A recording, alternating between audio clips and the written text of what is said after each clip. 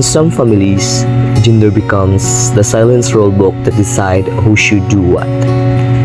Girls are expected to wake up early, clean the house, cook meals, and care for younger siblings, because that's what girls are supposed to do. Boys are often told to sit, rest, or focus only on school because housework isn't for men. These traditions create an uneven load, placing responsibility on one side while giving freedom to the other. This imbalance teaches children that their value depends on gender instead of effort, ability, or willingness. The first step to solving unfair gender expectations is awareness. Families must talk openly about household routines and ask whether chores are divided equally. When parents listen to their children's experiences, whether they feel overworked, ignored, or treated differently because of gender, it starts a meaningful conversation. This awareness helps everyone recognize old habits and traditions that might be unintentionally unfair. A fair home looks different. Chores are shared not because someone is a boy or a girl, but because everyone is part of the family.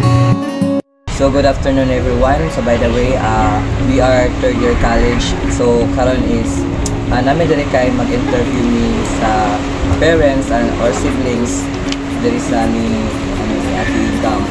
So by the way, before we start this video, I am Carlo D. Estrella. I am Jovelyn Igam. I am Marianne Salindo. So this video is for awareness for the traditions and the modern traditions, the versus biases, unfair treatment.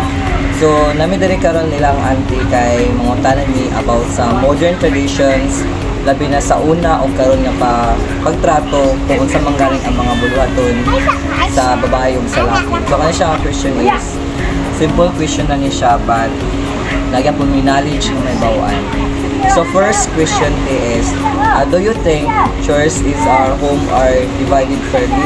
Para ba nimo patas ba ang pagbahin sa mga buluhaton sa balay sa imong anak or sa imong mga sakop sa imong pamilya? Sa akong kabahin, kailangan yung patas. Mga babae, manong lalaki, kailangan lang yung mababang din sa akong panimalay. Kahit ka nang sana, ang laba, kailangan lang din makabalo po ng lalaki ang babae. Kasi nasa pagsako, pagluto, paglimpyo sa panimalay. Kailangan matabang po sa ginikanan. So, do you notice any differences in how boys and girls are treated at home? So, nakapansin ka o kalainan sa pagtratar sa mga lalaki o babae sa balay? Like example, kani muhang anak, ikaw may magkuhan na ikaw ang magtrabaho kay babae ka, ikaw ang mag-sacrifice anak kay lalaki ka. Nakasuloy na pakagtingana ang mga pagdato sa imong sakop or sa uban nga kuan. Sa ako lang yun, sa pagdilikanan pag nasa una. Nagi ka ng pinalabi, nagi dili sibuon. Ang uban yun, ang sagaran, ang magulang mo sibuon, kay pinangga lagi ang pinamahuran. Labi na sa kanang kuan, kanang atay trabaho sa balay, ang labi na kanang nagi kanang kinalang na trabaho nga sama ng mangahoy, labi na sa una, mangahoy, niya ang manghoy, dili pagkahoy yun kay mabugatan, magpasagugon ng tubig, dili sa balay, basta muda na, pag tagaan o karang atensyon, ang manghoy lang yun, pinakwarta, yun sa ilang gusto paliton, niya ang sa mga magulang, dili yun yung pantay ihatag sa itaha. So after na to na tungog ang side ni Auntie sa mga interview na to, sa mga explanation ni Auntie. And then kato nga mga explanation is naagit time matunan ato kay even though saktong balanggi pang ingon ni Auntie nga naman yung mga biases sa ato ang kinabuhi. Even though gani nga kung ingana nagali uban di ba nga suguon nimo ang imong isa ka anak, imong sugot na ang isa kanak musugot. So mo gina dira to makita ang mga biases nga nabuhat.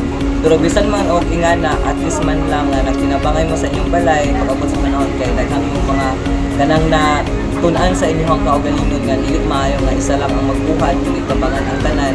Kay pag tabangan ang tanan dali ra man mahuman ang buhaton.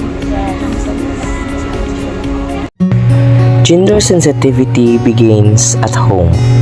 Share the chores, respect each other, and treat everyone fairly because equality starts with family.